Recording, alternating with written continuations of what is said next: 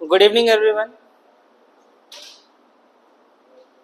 Till now, we have discussed the cyclic structure of glucose, fructose, and in fact, we have also discussed the structure of disaccharides. Now, in carbohydrates, today we will be discussing structure of polysaccharides. Polysaccharides का structure discuss करेंगे आज.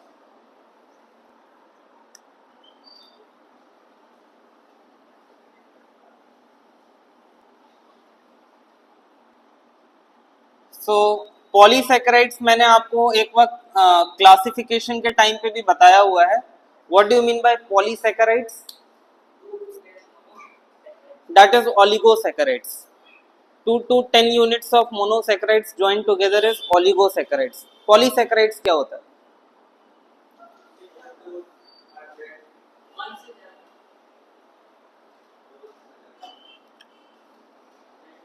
More than 10, or simply call it when a large number of monosaccharides join to each other by glycosidic linkages that results into formation of polysaccharides. These polysaccharides are very common in nature. They are mostly found as the food resources, the stored food resources, as for example starch, then glycogen, cellulose. These are the examples of polysaccharides which we are going to discuss. सबसे पहले हम starch का discussion करने जा रहे हैं.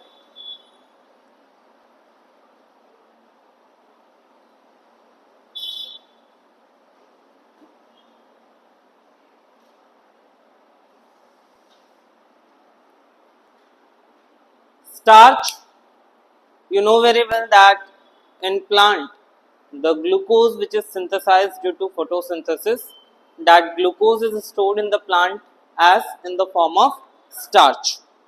So हमारे diet में भी starch plays a very important role, right?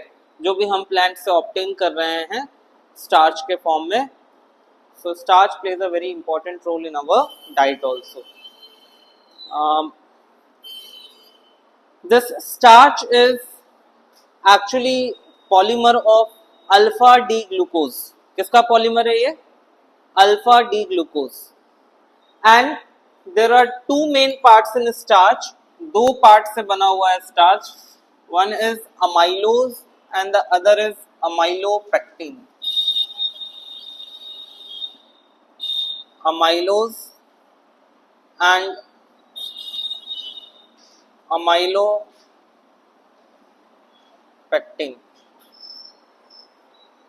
So starch is made up of two parts, amylose and amylopectin. Both are the polymer of glucose only. Amylose और amylopectin दोनों glucose के ही polymer है. They are the polymer of alpha D glucose only. But the difference is amylose is a linear chain polymer, whereas amylopectin is branched. This amylose is water soluble. This component of starch is water soluble and it is linear chain polymer of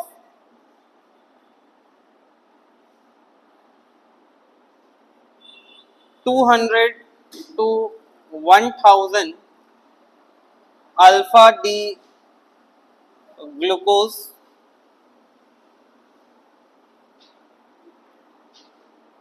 held by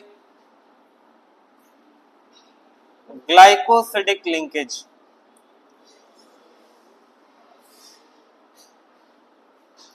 क्या है ये? Linear chain polymer of 200 to 1000 alpha D glucose units held by glycosidic linkage. अगर हम specific starch में amylose की composition की बात करें तो this constitutes around 15 to 20% of the starch. Starch का ये कितना कंपोज करेगा? 15 to 20%. 15 to 20% of the starch is formed of amylose. एक बार जरा ये डेटा जरा चेक करो तो it is 15 to 20% only ना. Sure, just check it once. 15 to 20% he amylose है ना. इसमें एक चीज ये याद रखिएगा that alpha D glucose is held here by glycosidic linkage between C1 C4. तो अमाइलोज में जो ग्लाइकोसिडिक लिंकेजेस होता है वो C1 C4 ग्लाइकोसिडिक लिंकेज होता है, राइट. जबकि amylopectin how it is different from amylose. तो सबसे पहले ये याद रखना कि ये वाटर insoluble है. This is water insoluble. This is branched chain polymer of alpha D glucose.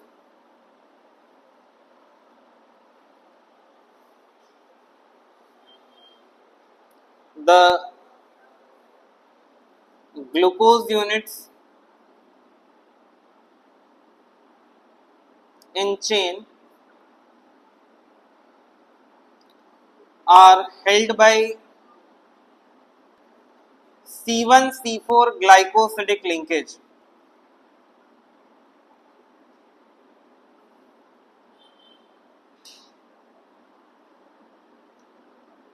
And the branching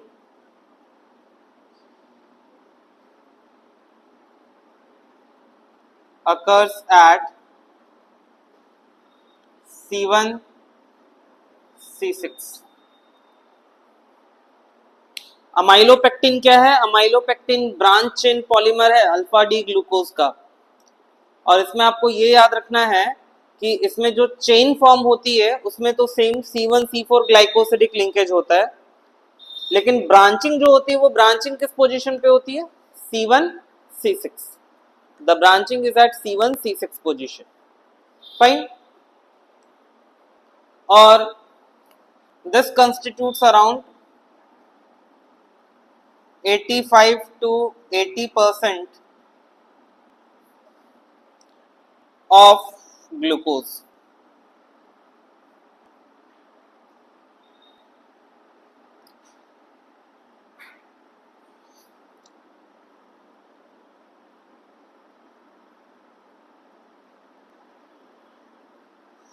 (85 to 80% of glucose is formed of amylopectin. ठीक है. अब मैं एक एक करके आपको यहाँ पे अमाइलोज का स्ट्रक्चर बताऊंगा, वहां अमाइलोपेक्टिन का स्ट्रक्चर बताऊंगा.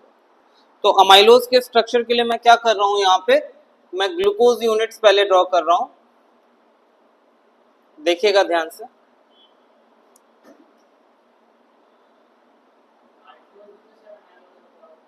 हाँ, माल्टोज नहीं, माल्टोज कैसे अमाइलोज हो जाएगा? हाँ, ग्लाइकोसिडिक लिंकेज C1 C4 होता है, लेकिन इसका मतलब ये थोड़ी है कि वो अमाइलोज हो जाएगा. उसमें तो दो ही यूनिट्स है ना.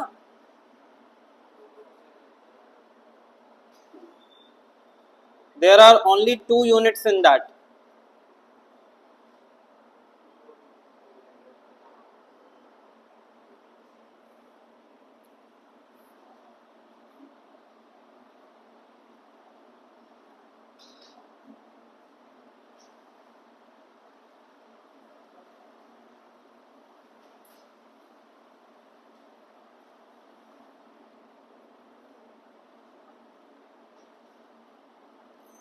देखिए मैं यहाँ पे सिंपली क्या कर रहा हूँ, आई एम डूइंग नथिंग, बस I am just drawing the structure of glucose units. और 2-3 स्ट्रक्चर ग्लूकोज के ड्रॉ करके फिर मैं उसमें ग्लाइकोसिडिक लिंकेजेस दिखाऊंगा आपको.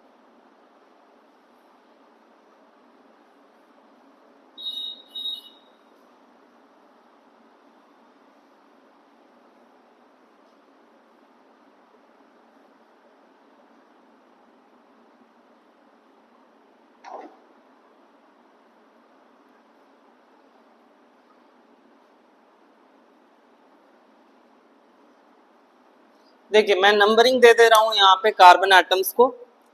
This is first carbon atom, second, third, fourth, fifth, sixth. Same way 1 2 3 4 5 और इसमें सिक्स्थ वाला रह गया लिखना.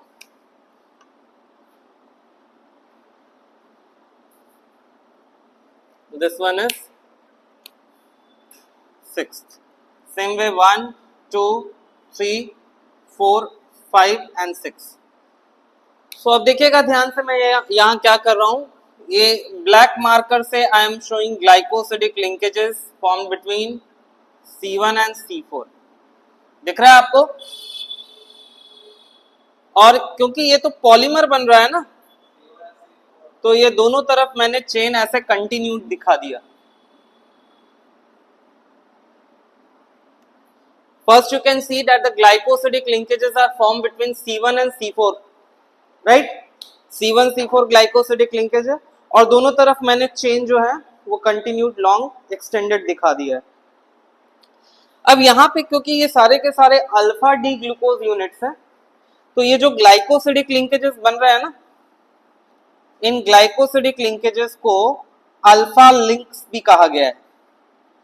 These glycosidic linkages are also called alpha links or alpha linkages. Why? Because it is the glycosidic linkage formed between alpha D glucose. इसी तरह अगर beta glucose के बीच में फॉर्म होता तो उसे बीटा लिंक्स कहते है ना. इजी. यस. अब देखिए, अब मैं नेक्स्ट आपको अमाइलोपेक्टिन का स्ट्रक्चर दिखाने जा रहा हूं. तो अमाइलोपेक्टिन के लिए भी मैं सेम वैसा ही करूंगा. पहले मैं यहाँ पे ग्लूकोज यूनिट्स ड्रॉ करते जा रहा हूं. ध्यान से देखिएगा मैं क्या कर रहा हूं. 2-3 ग्लूकोज यूनिट्स में ड्रॉ कर रहा हूं.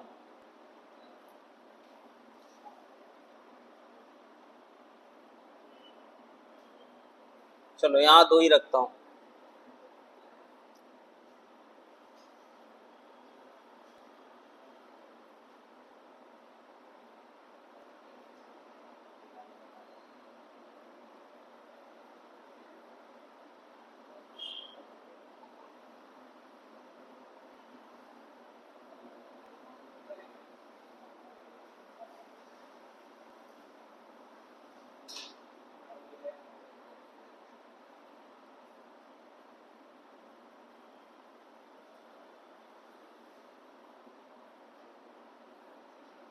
देखिए यहाँ पे ये भी अल्फा डी ग्लूकोज यूनिट्स ही हैं और OH यहाँ पे ग्लाइकोसिडिक लिंकेज में चला जाएगा, तो OH फर्स्ट कार्बन पे मैंने जानबूझ के नहीं लिखा है.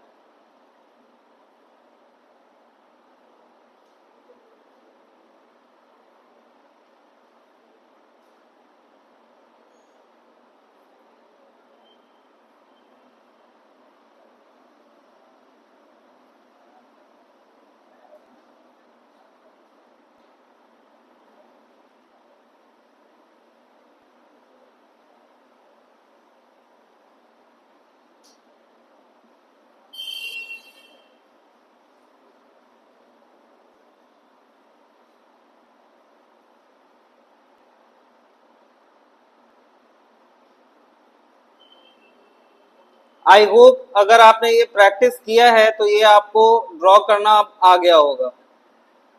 नहीं? किसको किसको आ गया है ड्रॉ करना? किसी को नहीं. प्रैक्टिस किए ही नहीं हो. आ गया है?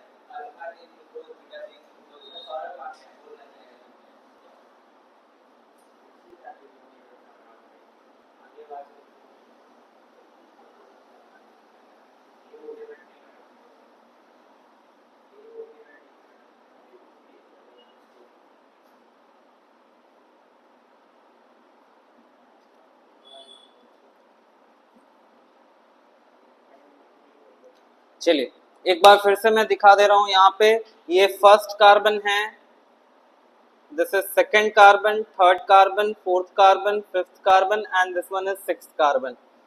1 2 3 4 and 5. So here in between 1 and 4 C1C4 glycosidic linkage form हुआ और एक ग्लाइकोसिडिक लिंकेज मैं यहाँ पे दिखा दे रहा हूँ कि ये चेन जो है ये कंटिन्यू चली आ रही है। अब उतने सारे ग्लूकोज मॉलिक्यूल्स ड्रॉ करने में काफी टाइम लग जाएगा, इसलिए मैंने ऐसा दिखा दिया। और यहाँ पे जो ब्रांचिंग फॉर्म हो रहा है, ये ब्रांचिंग में दिखा रहा हूँ C1C6 ग्लाइकोसिडिक लिंकेज। दिख रहा है आपको? Able to understand C1C6 glycosidic linkage?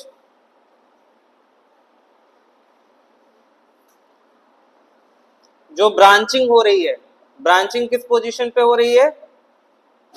C1C6।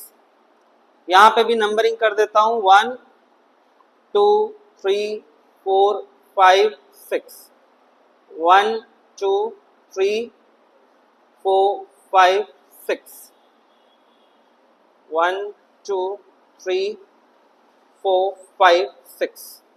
चलिए, क्लियर है? अब जहां लीनियर चेन आ रहा है वहां पे C1C4 ग्लाइकोसिडिक लिंकेज है और जहां ब्रांचिंग फॉर्म हो रहा है that is C1C6 glycosidic linkage. वही चीज यहां पे था mention that the glucose units in the chain are held by C1C4 glycosidic linkage and the branching occurs at C1C6 position। ठीक है, सिंपल इजी। चलिए, अमाइलोज और अमाइलोपेक्टिन के बीच में डिफरेंस पूछा जाता है, इसलिए मैंने आपको इस फॉर्म में लिख के दिया है कि आप इसके डिफरेंसेस बता पाओ। तो दिस कंप्लीट्स स्टार्च। स्टार्च के साथ यहाँ पे एक और हम डिस्कस कर सकते हैं, सेल्यूलोज। सेल्यूलोज, आपको पता है cellulose is the most widely found carbohydrate और पॉलीसेकेराइड इन द नेचर। अभी जो आप बैठे हुए हो उसमें ही देखिए कितने सारी चीजें सेल्यूलोज से बनी हुई है। दिस वुडन डेस्क सेल्यूलोज से बना हुआ है। आपने जो कॉटन फैब्रिक पहन रखा है वो सेल्यूलोज से बना हुआ है। आप जिस पेपर पे लिख रहे हो that is also made up of cellulose. Cellulose chemically is polymer of beta D glucose. किसका पॉलीमर है ये? बीटा डी ग्लूकोज का। तो मैं यहाँ पे 1 by 1 beta D glucose draw कर रहा हूं।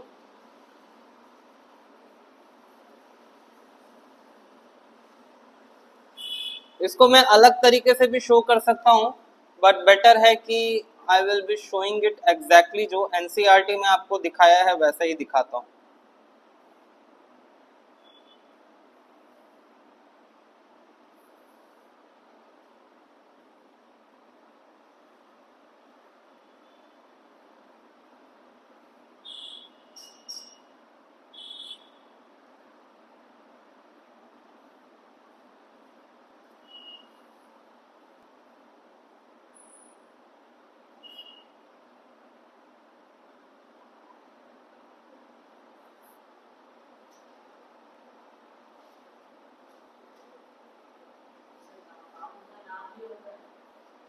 कंपाउंड का नहीं, स्टार्च में ये दोनों पार्ट होते हैं। अमाइलोज भी होता है, अमाइलोपेक्टिन भी होता है, उसके कंपोजिशंस भी दिए हुए हैं।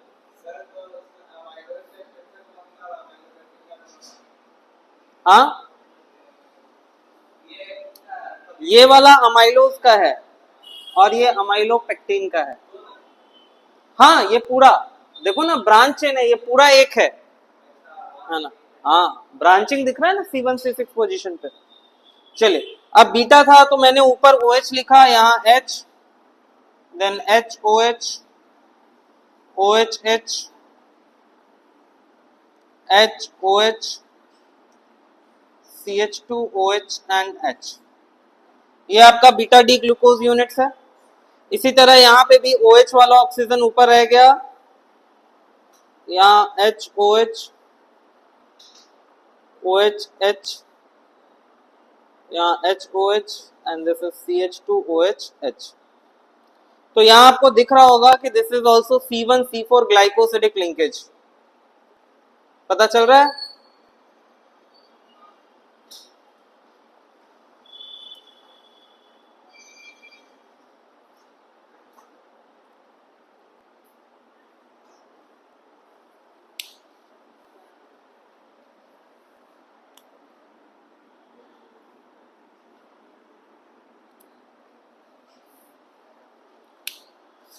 नंबरिंग दे देता हूं. This is first carbon, second, third, fourth, fifth and sixth. Same way 1 2 3 4 5 6. 1 2 3 4 5 6. Fine. तो ये आपका हो गया C1C4 glycosidic linkage between beta D glucose. Alpha नहीं है, ये बीटा है. देखो ना, OH ऊपर था, उसका ही ऑक्सीजन यहाँ ग्लाइकोसिडिक लिंकेज में दिख. हाँ, तो ये जो लिंक्स बना, इस लिंक्स को यहाँ पे क्या कहेंगे? This is known as beta links.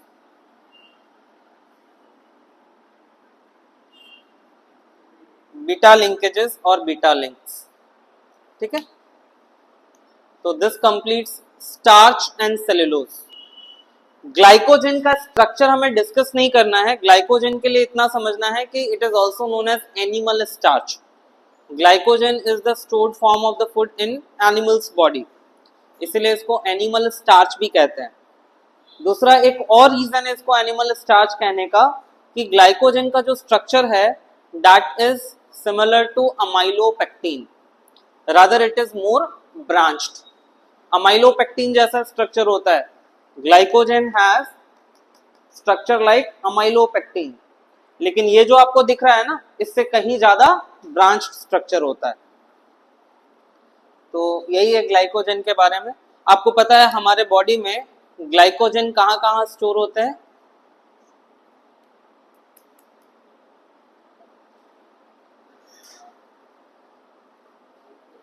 At what all places glycogen is stored in human body?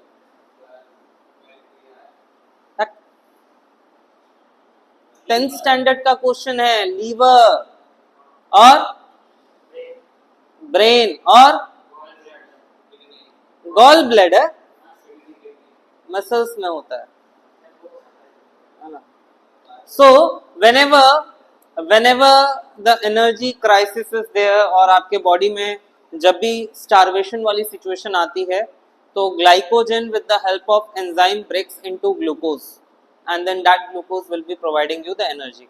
याद रखिएगा कहाँ कहाँ होता है? Liver, brain and skeletal muscles, है ना. These are the regions where glycogen are stored. ठीक है, अंडरलाइन कर लीजिए. अगर एनसीईआरटी में दिया है please underline it. So polysaccharides gate completed here. Polysaccharides आपका कंप्लीट हो गया. इसमें यूजेस भी साथ में मैं डिस्कस कर देता हूं. कार्बोहाइड्रेट्स, इसकी यूजेस ऑलरेडी हम लोग जितने भी डिस्कशंस अभी तक किए हैं उन सारे डिस्कशंस में कवर अप हो चुके हैं. जैसे अभी थोड़ी देर पहले ही कहा that the wooden desk cellulose, it is made up of cellulose. Cotton fiber which we wear is made up of cellulose. The paper that we write is made up of cellulose. Cellulose finds a very wide application in many of the industries like textile, lacquers. In industries में cellulose को use किया जाता है. इसके अलावा carbohydrate is an instant source of energy. आप लोगों में से अगर किसी ने कभी भी कोई आयुर्वेदिक मेडिसिन लिया हो तो आपने नोटिस किया होगा कि आयुर्वेदिक डॉक्टर जो होते हैं ना, वो हमेशा कहते हैं, कुछ पाउडर सा देते हैं और कहते हैं कि make it paste in honey and then take it. Honey में पेस्ट बना के लेने बोलते हैं. पता है हनी में पेस्ट बना के लेने क्यों कहा जाता है? Honey contains carbohydrate, an instant source of energy. उससे आपको एनर्जी भी मिल रही है, इसलिए वो हनी में मिक्स करके लेने को कहा जाता है. ठीक है. So this all justifies the uses or the application of carbohydrates. Chलिए. Now next we will move on to proteins.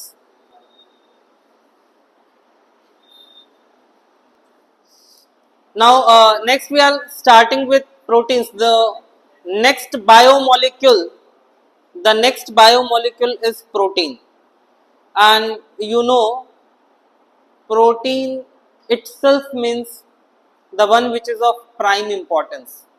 Actually ये जो protein है ना, protein have been derived from a Greek word, a Greek term जो कि है प्रोटियोस, और इसका मतलब होता है ऑफ प्राइम इंपॉर्टेंस। इसका मतलब ये हुआ that proteins are the biomolecules which are of prime importance for the living creatures. Protein is found in each and every part of the body, right? हर एक बॉडी पार्ट में है. It has the role in the composition of the structure of the body as well in the functioning also. जैसे bio student मुझे बताएंगे, और हालांकि ये 9th में पढ़ा हुआ बायोलॉजी है, आप सभी बता सकते हो कि हमारा जो प्लाज्मा मेम्ब्रेन है, cell is having cell membrane और प्लाज्मा मेम्ब्रेन किससे बना हुआ है? फॉस्फोलिपिड्स एंड प्रोटीन से. प्रोटीन से बना है ना, प्रोटीन आया ना कंपोजिशन में. अच्छा, हमारे सेल में राइबोसोम्स एंडोप्लाज्मिक रेटिकुलम के सरफेस पे क्या बनाते हैं? प्रोटीन्स बनाते हैं. आपको पता है कि each and every protein is actually responsible for expression of a character. जैसे हमारे बॉडी में जितने भी कैरेक्टर्स है वो किसी न किसी प्रोटीन की वजह से. जैसे मेरे हेयर्स जो हैं बहुत थिन है, हर्षित के हेयर्स जो हैं बहुत अच्छे, एकदम स्ट्रॉन्ग टफ है, बिकॉज ऑफ अ प्रोटीन, है ना. किसी की नाक यूं होती है, किसी की नाक यूं होती है ना. जेनेटिकली भी होता है, बट इसकी इंफॉर्मेशन कहीं ना कहीं किसी एक प्रोटीन से आती है. बायो स्टूडेंट्स जो है इन्होंने जेनेटिक्स वगैरह में पूरा ये पढ़ा हुआ होगा, है ना. That every character in the human body is expressed by one और द अदर जीन, और जीन एक्चुअली क्या करते हैं? They have a coding for the synthesis of protein. तो देखा जाए तो हर एक कैरेक्टर जो है बॉडी में वो किसी न किसी प्रोटीन से इन्फ्लुएंस्ड होता है, राइट. सो इसलिए कहा गया है it is of prime importance.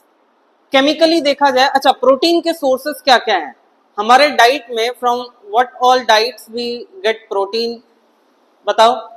एक तो मिल्क से मिलता है, और एग से मिलता है, पल्सेस से मिलता है, और नॉनवेज. हाँ, आप लोग खाते हो नॉनवेज? अच्छा, आप लोगों में से कितने लोग ह्यूमैटेरियन हो? ह्यूमैटेरियन. अच्छा, ब्रेनेटेरियन तो जरूर होंगे. ब्रेनेटेरियन नहीं समझते हो? अरे दिमाग खाते हो ना, किसी ना किसी का तो खाते ही होंगे, है ना. चलिए, क्या हर्षित हंस रहे हो? चलो, सो स्ट्रक्चरली देखते हैं प्रोटीन्स क्या हैं. Structurally proteins are polymer of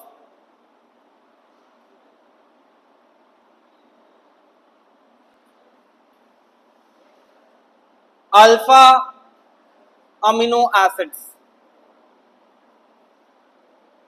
structurally और कंपोजिशन वाइज देखा जाए तो प्रोटीन्स क्या हैं?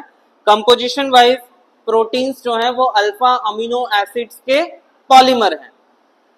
तो अब हमें सबसे पहले समझना होगा कि ये अल्फा अमीनो एसिड्स होता क्या है. चलिए पहले अमीनो एसिड्स ही देख लेते हैं.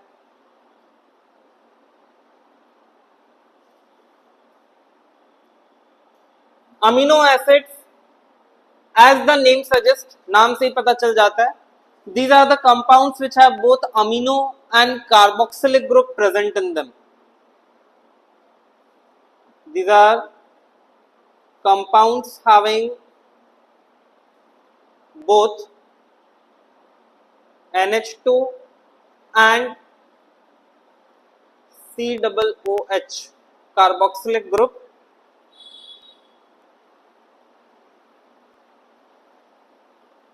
Present in it. ऐसे कंपाउंड्स जिनमें अमीनो ग्रुप और कार्बोक्सिलिक ग्रुप दोनों प्रेजेंट हो, उनको क्या कहेंगे? Amino acids. देखो नाम से ही पता चल जा रहा है, नहीं आशिक Sunny?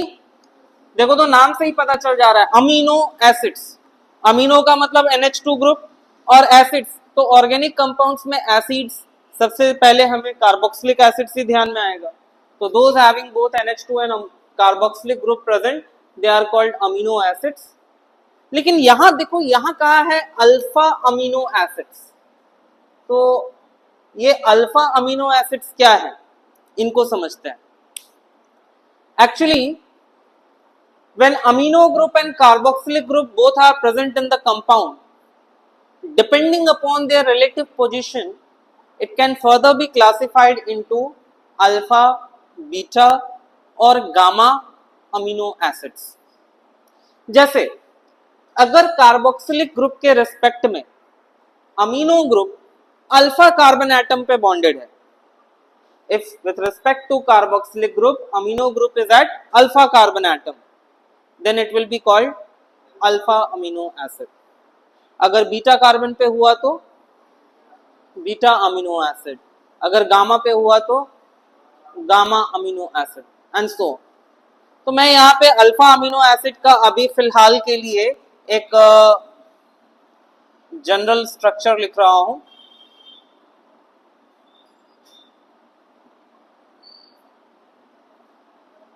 This is the general common structure of alpha amino acid।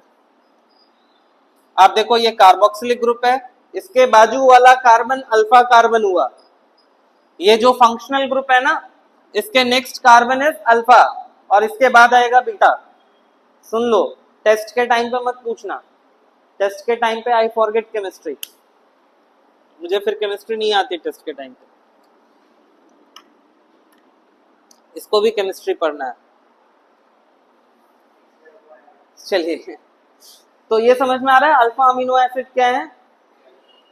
Fine, these alpha amino acids are given trivial names. इनको ट्राइवियल नेम दिया जाता है। ट्राइवियल नेम का मतलब हुआ the name which is derived from its source, जो उसके source या ओरिजिन से नाम डिराइव किया जाता है उसको हम ट्राइवियल नेम कहते हैं। जैसे इसमें एक एग्जाम्पल है, अगर R की जगह पे मैं हाइड्रोजन एटम ले लूं, अगर R की जगह मैं हाइड्रोजन एटम ले लूं तो मुझे मिलेगा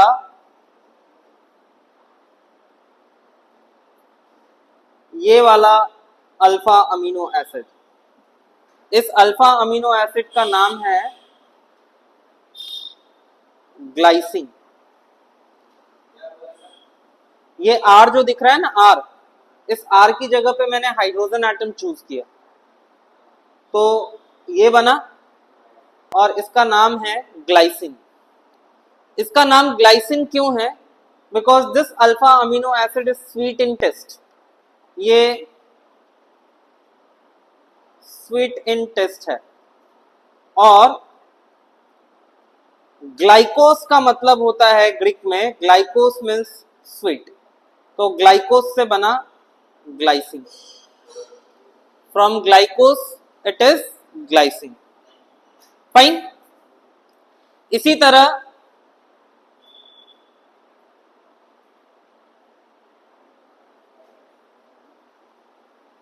दिस इज टाइरोसिन। ये जो है ये टाइरोसिन है। इसका नेम क्या है? टाइरोसिन। और टाइरोसिन का नाम टाइरोसिन इसलिए है because it is obtain from चीज एंड ग्रीक में टाइरोस का मतलब होता है चीज। तो क्योंकि ये चीज में मिलता है इसीलिए टाइरोस से बना टाइरोसिन। इसीलिए इसी तरह और भी अल्फा अमीनो एसिड्स के लिए हैं, लेकिन उन सभी का स्ट्रक्चर और उन सभी की ट्राइबल नेम्स का कनेक्शन डिस्कस करना अभी प्रैक्टिकल थोड़ा not feasible. It's a time taking task and it is of no importance for your examination purpose. Structure नहीं पूछा जाता है ना। आपको ज्यादा से ज्यादा नेम्स पूछे जाएंगे, एग्जाम्पल्स एसेंशियल और नॉन एसेंशियल अमीनो एसिड्स के, वो मैं बताऊंगा कि आपको कैसे याद रखना है।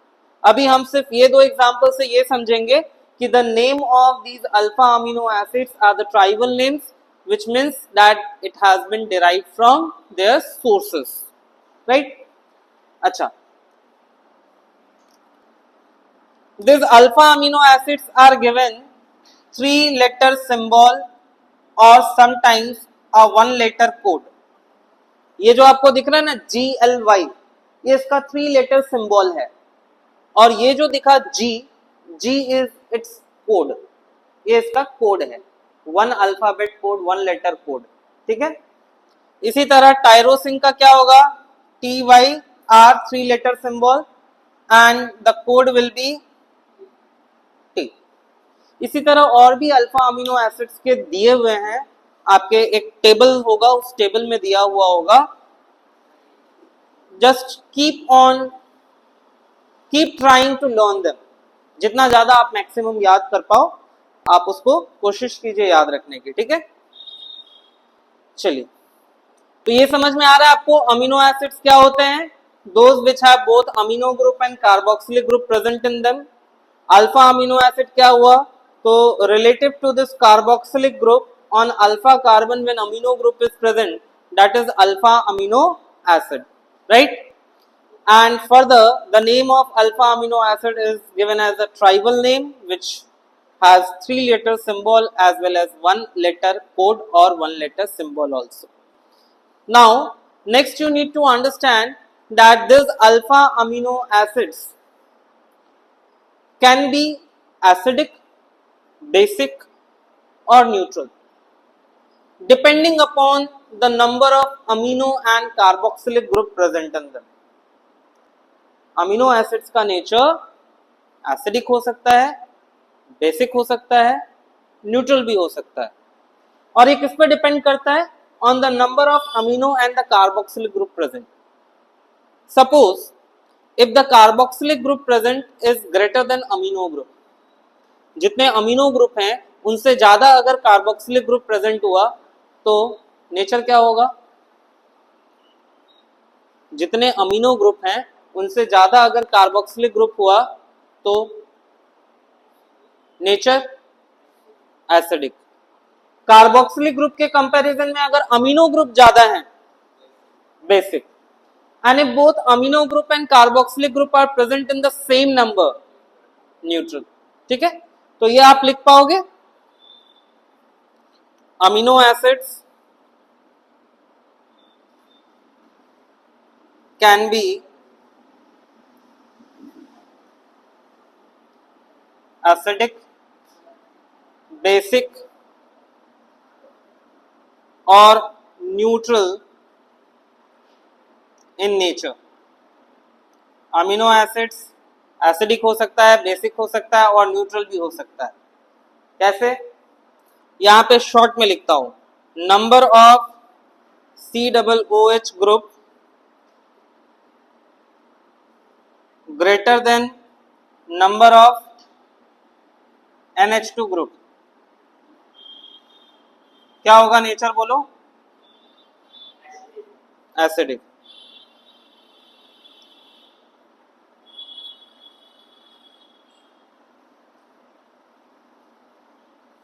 इसी तरह number of COOH group means carboxylic group smaller than number of amino group,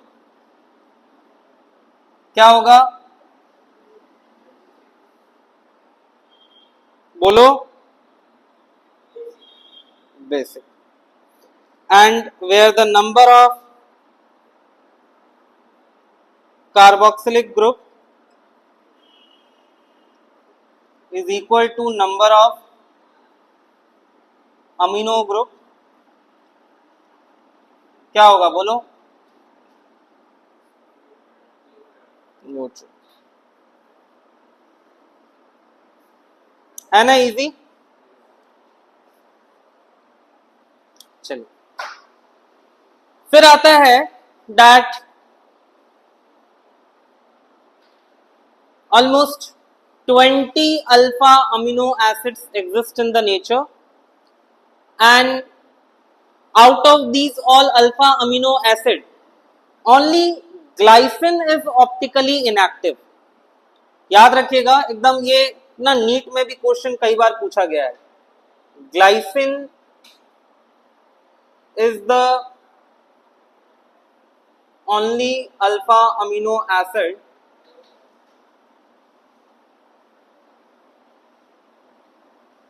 which is optically inactive.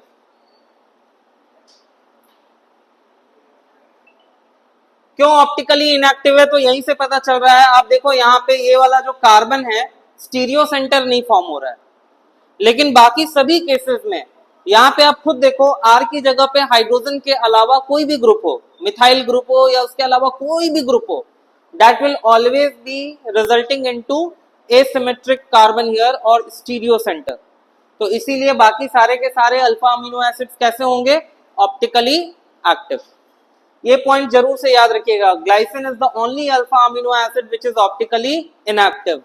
Rest all are optically active. बाकी सभी alpha amino acid optically active होंगे. ओके, चलिए अगला नेक्स्ट पार्ट बता रहा हूं. Alpha amino acids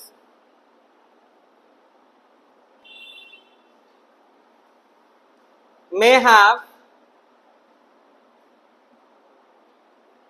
D or L configuration.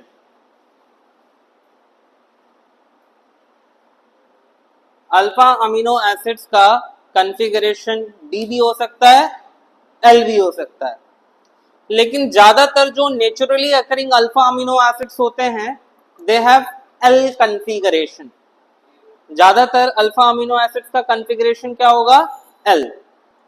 And in the L configuration alpha amino acids are written by writing NH2 group on the left.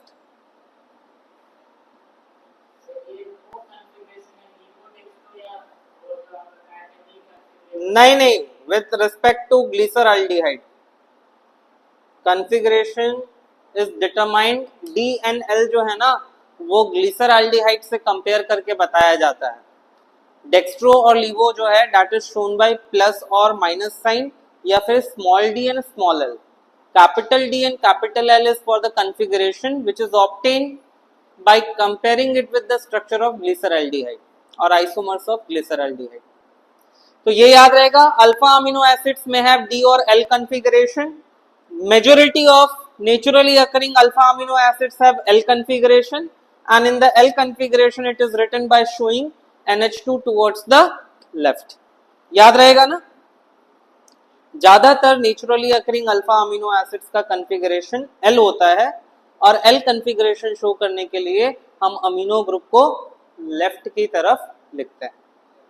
ठीक है, याद रहेगा पक्का? चलिए अब आपको बताता हूं. In the aqueous solution,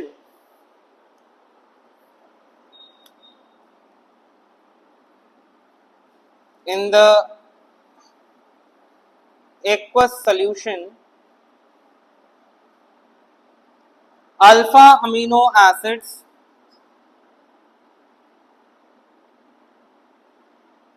exist in zwitter ionic form.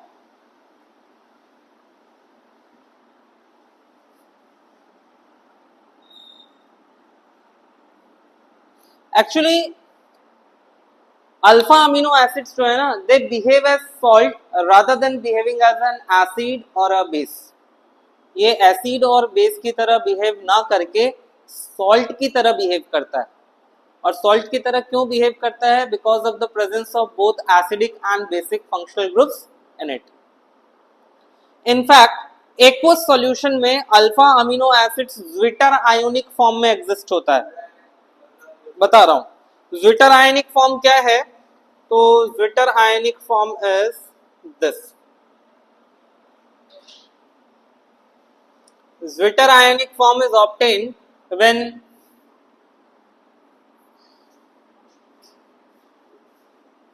the hydrogen from this carboxylic group is lost and it is gained by nitrogen of the amino group.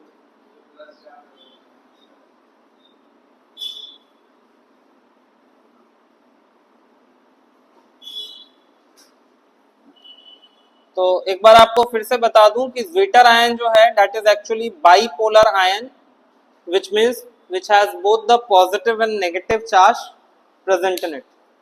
But the zwitter ion itself is neutral. zwitter ion खुद में कैसा होता है? Neutral होता है. And neutral मतलब charge neutral होता है, but the molecule contains both positive and negative charges. Overall charge क्या होगा? No net charge, but you can see that in the molecule we have existence of both positive and negative charges. और इसका जो behaviour होता है zwitter ion का, यही है ज्विटर आयन. इसका जो बिहेवियर है शौर्य, द बिहेवियर इज एम्फोटेरिक. कैसा बिहेवियर होगा? It is having amphoteric behaviour.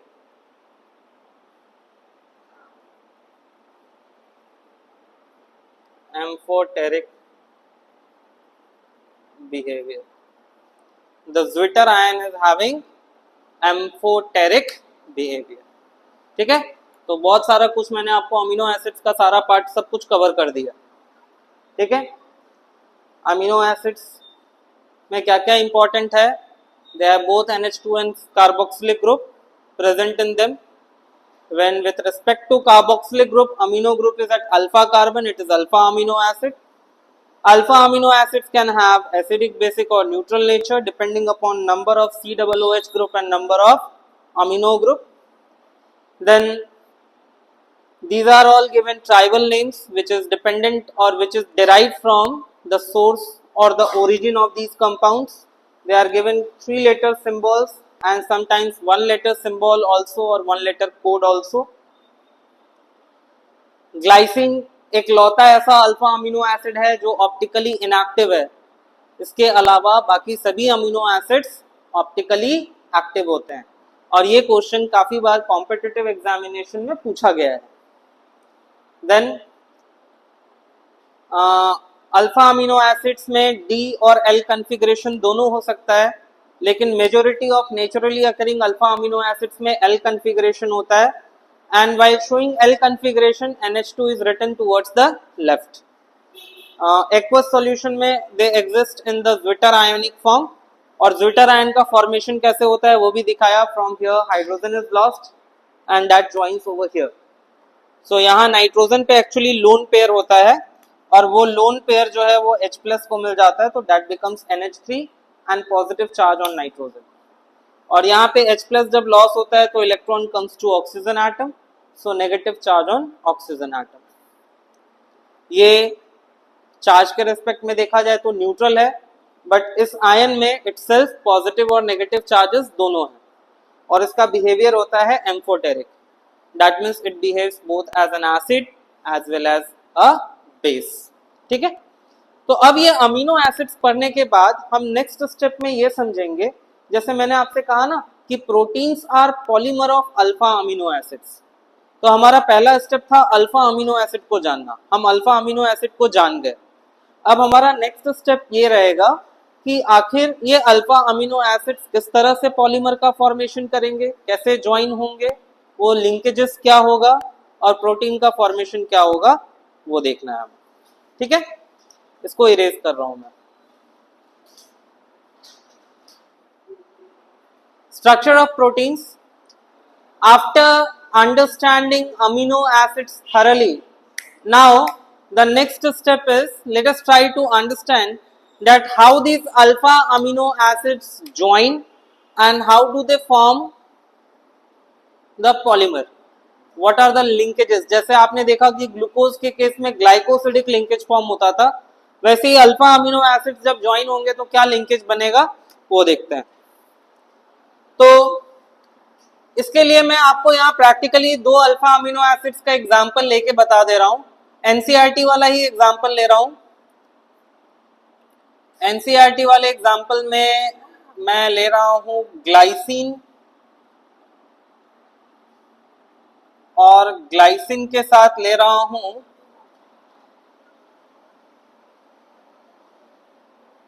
Alanine.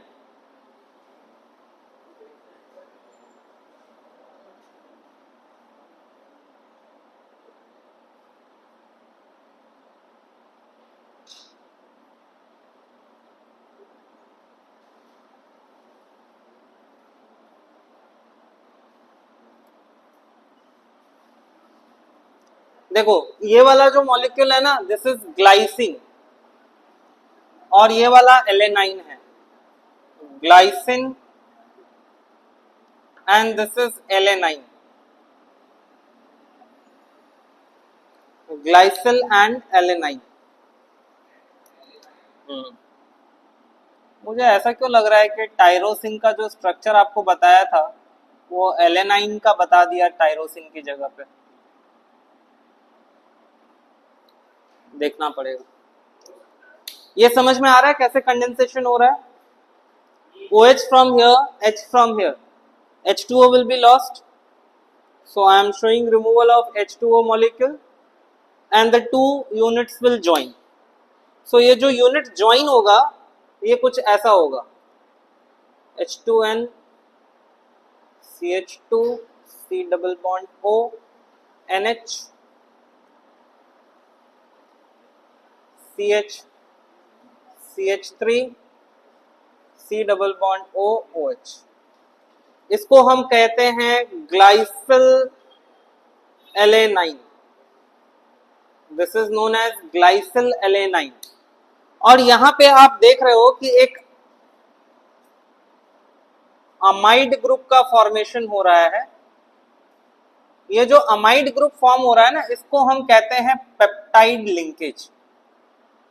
This is called peptide linkage. So अगर पेप्टाइड लिंकेज कभी डिफाइन करने को पूछा जाए तो आप कैसे डिफाइन करोगे? Linkage between two amino acid, या more specifically you can say that it is an amide linkage. क्या है? Amide linkage. Amide group form हुआ ना, तो it is an amide linkage formed between two amino acid units by the removal of water molecule. The carboxylic group of one amino acid and the amino group of another amino acid join forms an amide linkage that is known as peptide linkage. ठीक है? So हाँ, कौन सा tyrosine? Alanine? नहीं, ये alanine का ही structure है। इससे पहले जब नेमिंग के वक्त मैं बता रहा था ना, तो आई थिंक गलती से मैंने टायरोसिन की जगह एलेनाइन का स्ट्रक्चर लिख दिया था।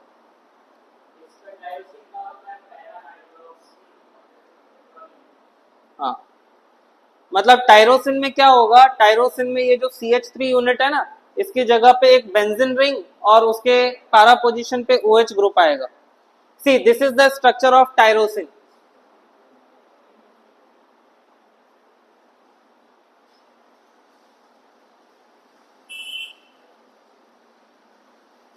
प्रथम, this is the structure of tyrosine. हाँ, वो एलेनाइन का था, है ना, वो एलेनाइन का था।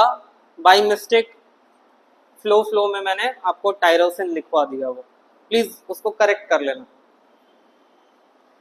This is glycyl alanine. इसमें पेप्टाइड लिंकेज में आप लिखेगा an amide linkage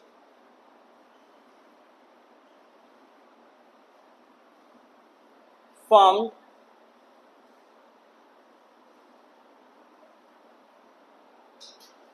by removal of H2O molecule from carboxylic group of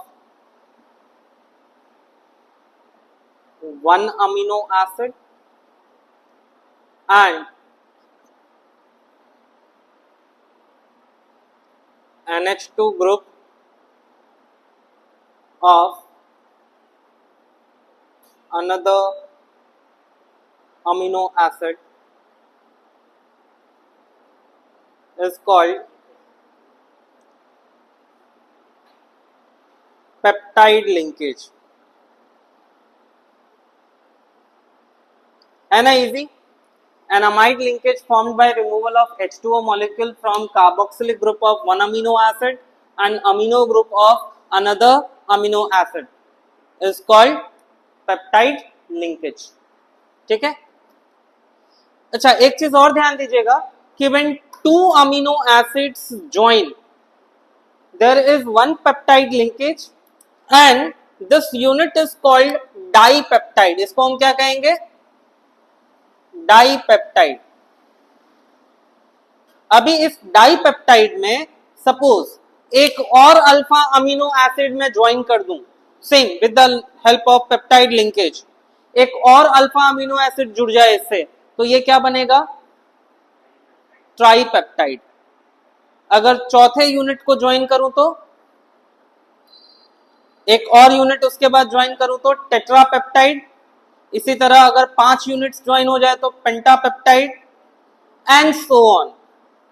बहुत सारे हो जाएंगे तो क्या कहेंगे? पॉलीपेप्टाइड. एक चीज याद रखना, that the number of peptide linkage will always be one less than the number of alpha amino acids joined. जैसे यहाँ पे 2 अल्फा अमीनो एसिड ज्वाइन हुए तो पेप्टाइड लिंकेज कितना है? 1.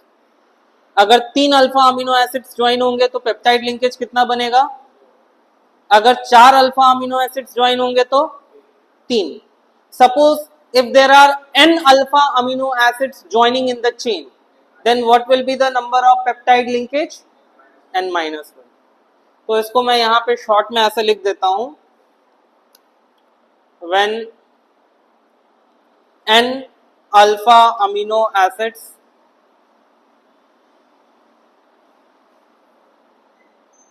joins in a chain,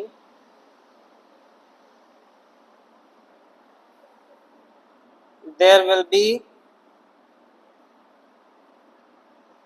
n-1 peptide linkage. अगर n alpha amino acids join होंगे तो पेप्टाइड लिंकेज कितने होंगे? n-1. ठीक है? जनरली क्या होता है, प्रोटीन्स जो हैं they are the polypeptide chains which contains 100 और more than 100 units of alpha amino acids join together. कितना होता है?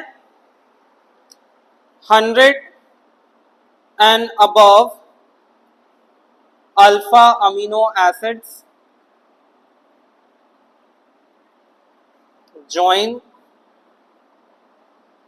and have molecular mass as high as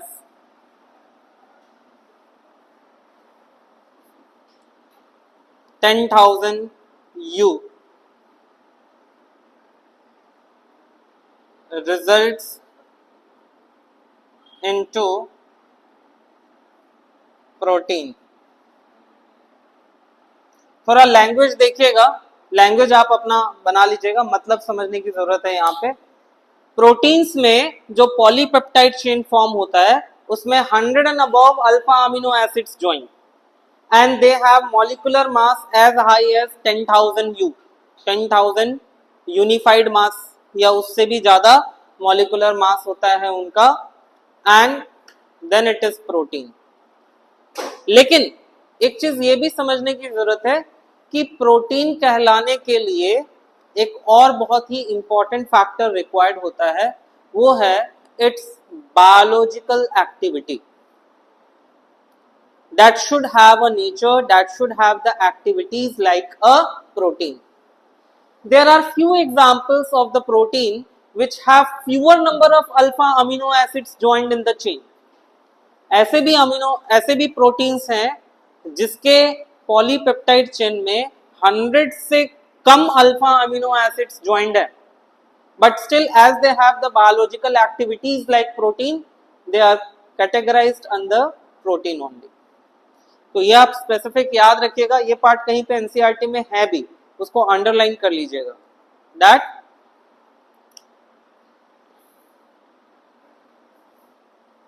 above criteria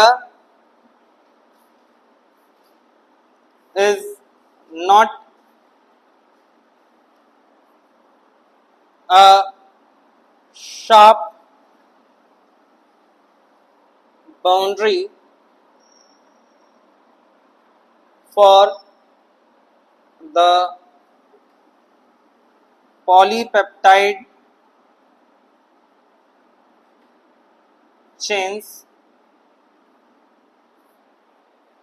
to be called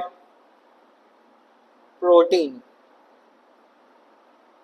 ये जो क्राइटेरिया मैंने कहा कि प्रोटीन में 100 से अबव अल्फा अमीनो एसिड्स होने चाहिए और मॉलिक्यूलर मास 10,000 यू या उससे ज्यादा होना चाहिए, तो ये कोई फिक्स्ड क्राइटेरिया नहीं है, ऐसा जरूरी नहीं है कि ऐसा हुआ तभी उसे हम प्रोटीन कहेंगे, है ना।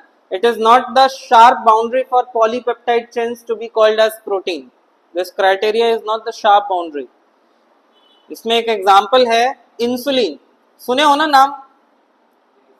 Insulin contains 51 alpha amino acids joined in chain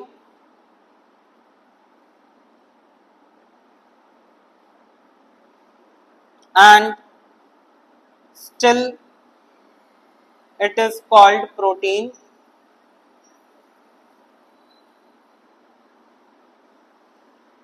as it shows biological activities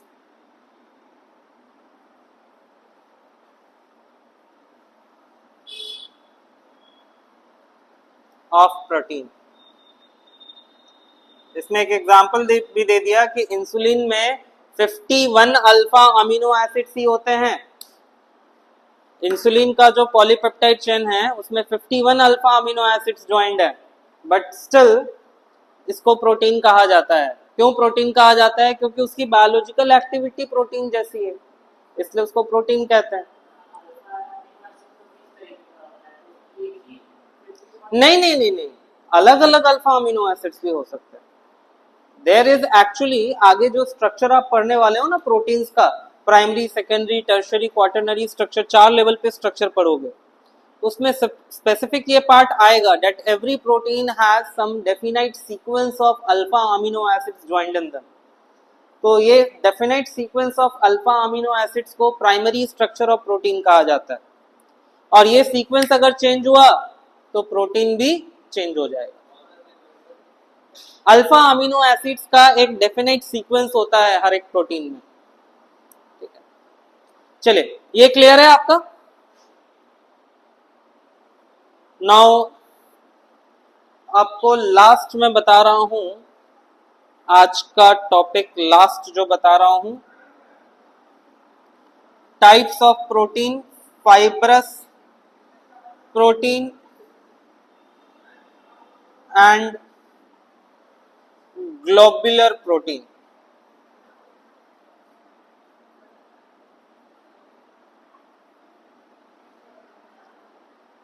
fibrous protein and globular protein, ये भी डिफरेंस एग्जामिनेशन में पूछा जाता है, fibrous protein and globular protein. तो फाइब्रस प्रोटीन क्या है? फाइब्रस प्रोटीन का मतलब है polypeptide chains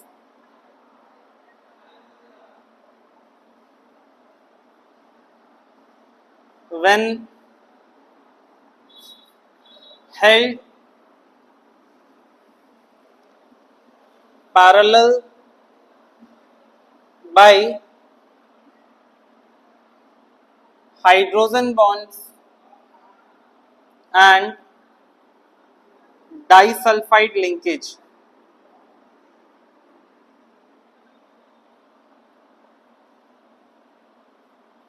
results into fiber like structure.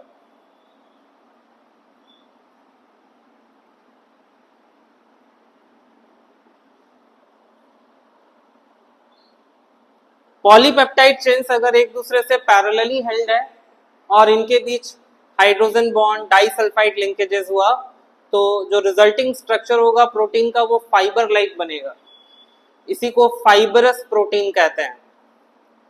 ये वाटर में इनसॉल्युबल होता है, these are insoluble in water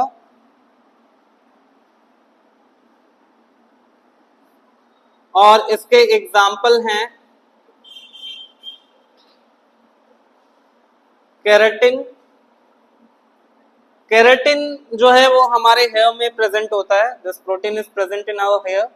and myosin, myosin जो है that is muscle protein, myosin is muscle protein.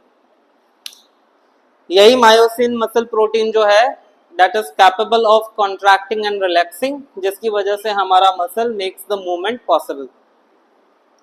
Globular protein,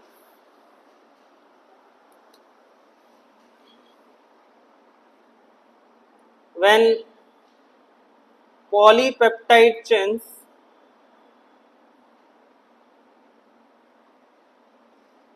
fold around and forms spherical globule,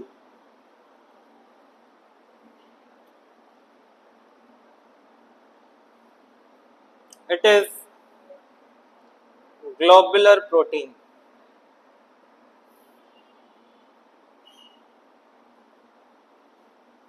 It is soluble in water, water में soluble है ये, और इसका example है insulin.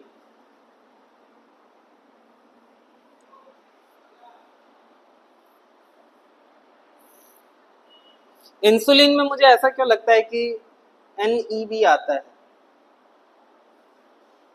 Spelling bio student, insulin में ई नहीं आता है।